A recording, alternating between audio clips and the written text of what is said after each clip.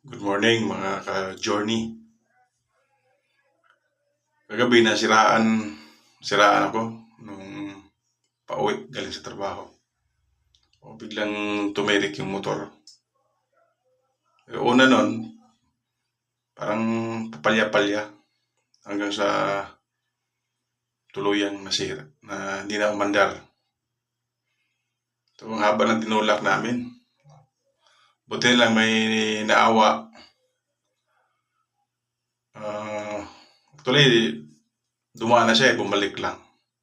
Kaya shout out sa iyo, no? Kung sino ka man, naalala kong sabi niya, Dindin, no? Sa General Trias. So, napakabait na bata. Binoster niya ako, tinulak hanggang doon sa shop. So, yun. Ang sira pala, mga ka-journey, no? I-share ko lang sa inyo.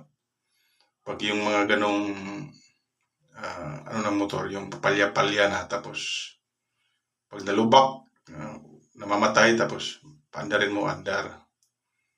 No? Buti na lang na di na lang kami doon sa shop na magaling din, sa General Trias.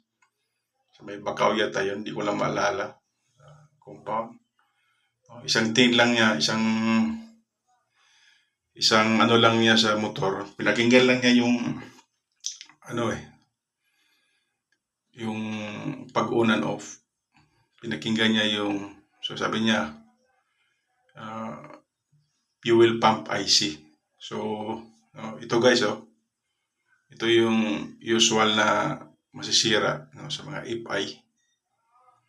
Kaya nagpapasalamat ako sa mekaniko na yon. Sabi niya, kung sa iba kung nadala yung motor, baka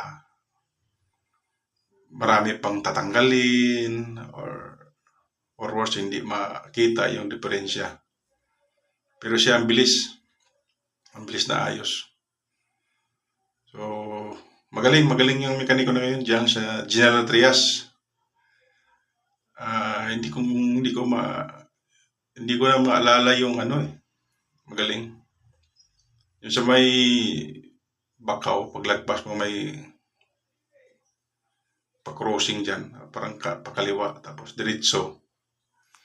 Bandang kanan may parang compound.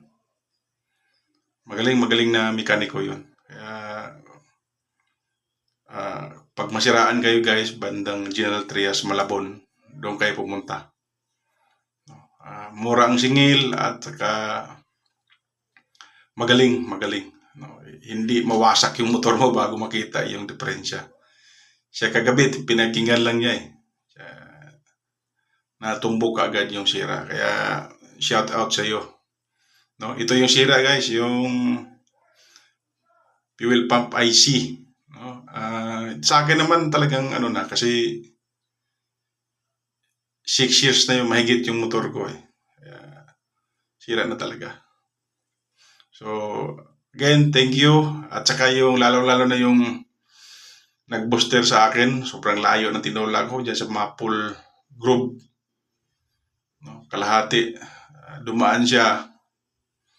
Tapos naawa. Tuloy, angkas ko yung pamangkin ko. So, binoster niya kami. Hanggang doon sa Talipapa, palengke ng Gentry.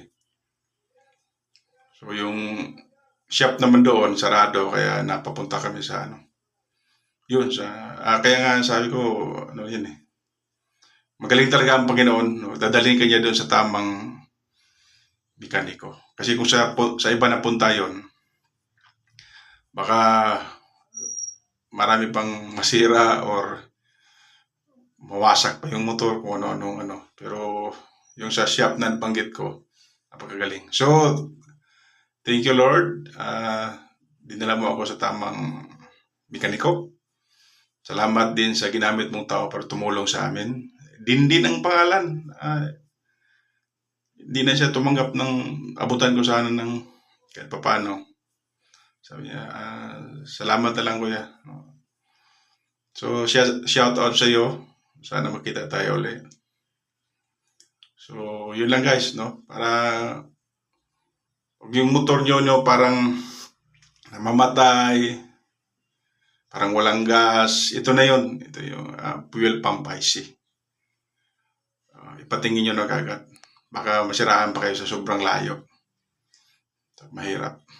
Yun lang. Good morning.